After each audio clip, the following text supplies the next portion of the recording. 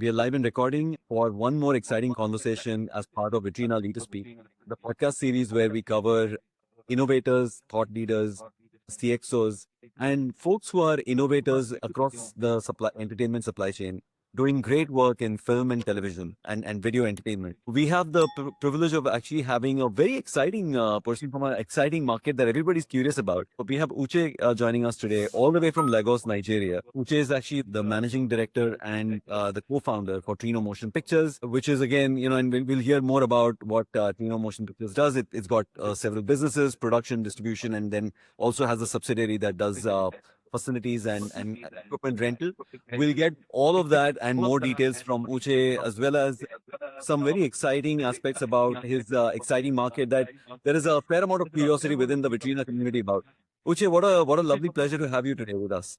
Thank you, Atu. It's a pleasure to be here. And thank you for doing this. I mean, I know I proposed this when we met, and then here we are. So, just to get us started, we have one section where I always like to start, which is really the elevator pitch for the company, the group. We are in a very, very long or a short elevator, and you're telling me about Trino Motion Pictures and the journey.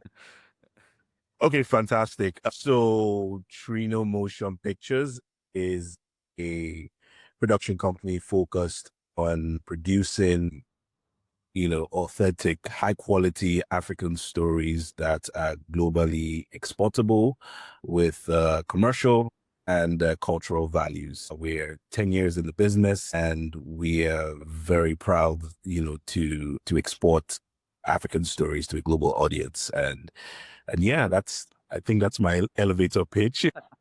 And that was a pretty short elevator ride, but I think I'm going to double click and probe more on the thesis and the business as it started out. So I did notice actually that this is your 10th anniversary of starting 2016 through 2026. Tell us a little bit about how the journey started. What was the thought process when you guys started? And also, how was the market then in 2016? How is the market today in 2026? I think that'd be a pretty exciting journey to sort of pan out. Okay, great. Yes. So we turned 10 this year, and our journey has been nothing short of just remarkable. And it's been a journey of just learning and evolving. We started, so Trino Motion Pictures is a subsidiary of Trino Studios. Trino Studios is the parent company. It was founded by Babatunwa Aderinoko, my partner. Trino Studios is a studio facility and equipment rental company. And I joined Trino Studios in 2013. We started out making short films. We did not know how to make a film, so we started making short films. And the way we made short films was we engaged other production companies, production services, and they would make the short films. We would be behind the scenes, take notes, and be asking questions and just learning.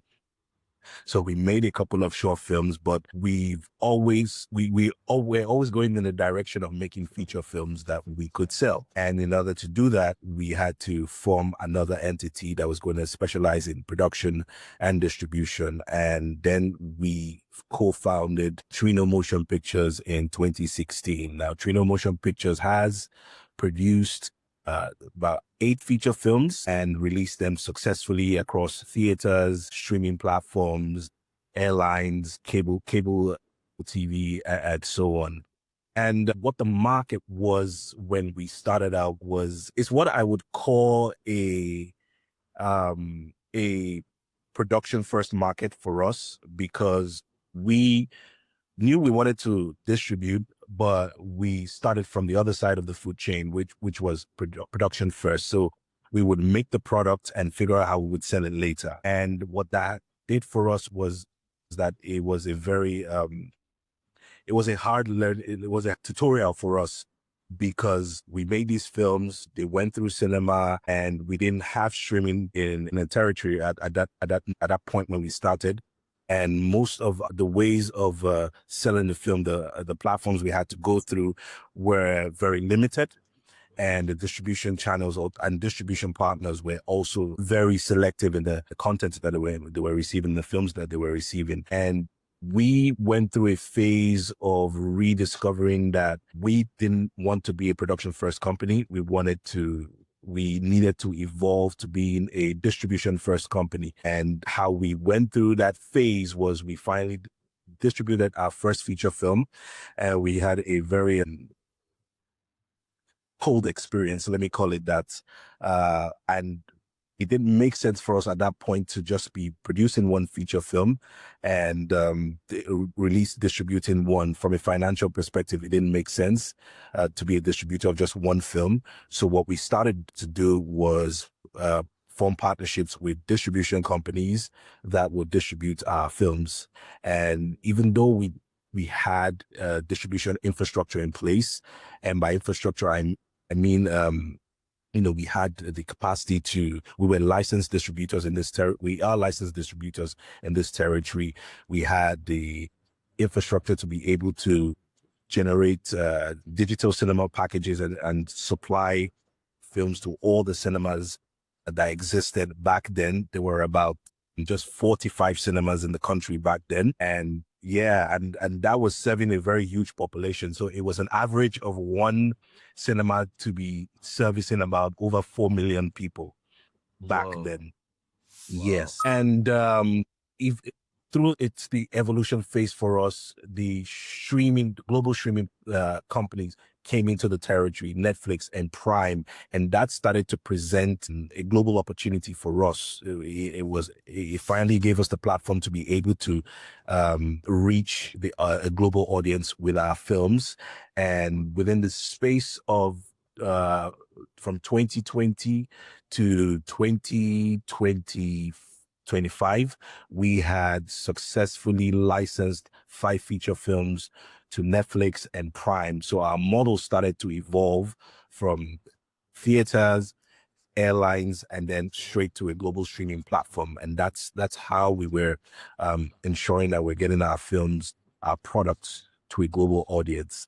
And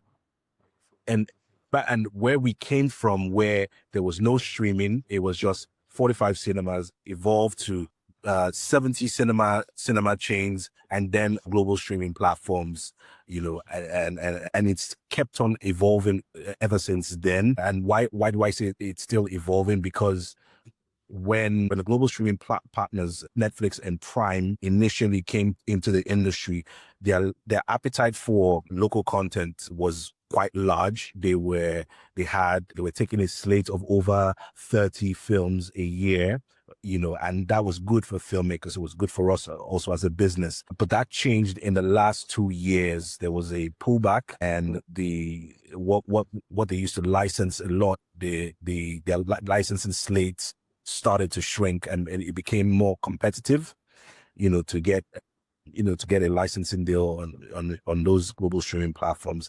And once again, I think that just presented an opportunity for us to further evolve our business. So what we did last year was that we launched a sales division at the company, and we started to visit international markets, film markets like MIP London, where I met you earlier on this year, Marché du Film, Cannes Film Market, MIPCOM as well.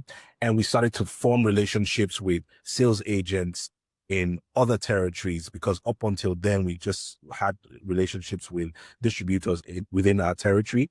But then we started to think outside Africa and started to form relationships with partners in North America, in France, and so on. And what that did for us, it created an opportunity to explore and break into new markets. And we didn't have that one platform that could give us global access. Now we have distribution and sales partnerships and platform partnerships that can give us access to a global audience, but through regional partitioning.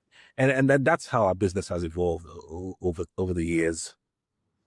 Fascinating. And also, some of the aspects that you describe about the market are so different from some of the other markets that we know.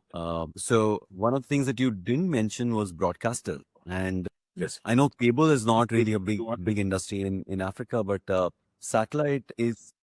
How do you see that? Do they go and buy movies, or they buy movies only from a certain set of distributors? How's that market? So for broadcasters, it's great. It's still, important for reach. And yes, they do buy